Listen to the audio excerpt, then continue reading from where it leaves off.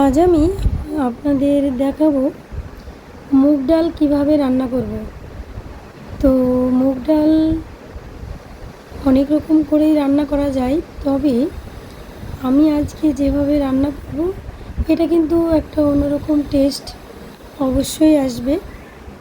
তো মুগ ডাল রান্না করা কিন্তু মসুর ডালের মতো নয়, এটা একটু ভিন্ন ধরনের। তাই মুগ ডালটাকে আমি শুকনো খোলায় একটু ভেজে নিচ্ছি।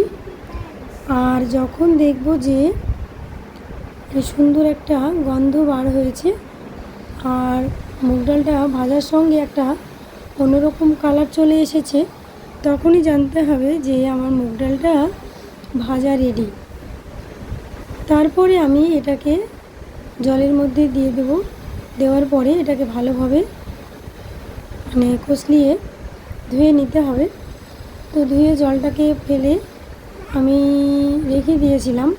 তারপরে একটা পাত্রে আবারও জল গরম করতে দিয়ে সেই জলের মধ্যে আমি মুগ ডালটাকে ঢেলে দিলাম, সঙ্গে হলুদ, লবণ আর একটুখানা সরিষার তেল দিলাম, যাতে ওটা উতলিয়ে না যায়।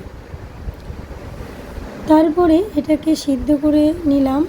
তো খুব ভালোভাবে সিদ্ধ হয়ে গেছে প্রায় 10 থেকে 15 মিনিট পর। তো আমি এটাকে ভালোভাবে একটু নাড়াচাড়া করে নিয়ে এর সঙ্গে জল দিয়ে দিলাম। তো জলটা দিয়ে আমি এবার ওখানে ফুটিয়ে নিয়েছি অবশ্য।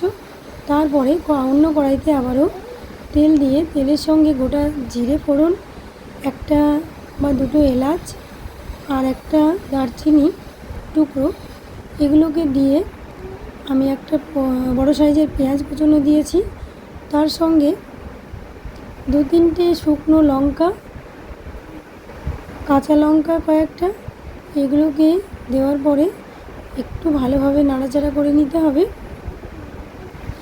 তার সঙ্গে আদা পেস্ট, ওটাকে দিয়েও একটু ভালোভাবে নাড়াচাড়া করে নিয়ে তারপরে আমি ওই ডালটাকে ঢেলে দেব। তো এটাকে দেওয়ার পরে ভালোভাবে ফুটিয়ে নিতে হবে।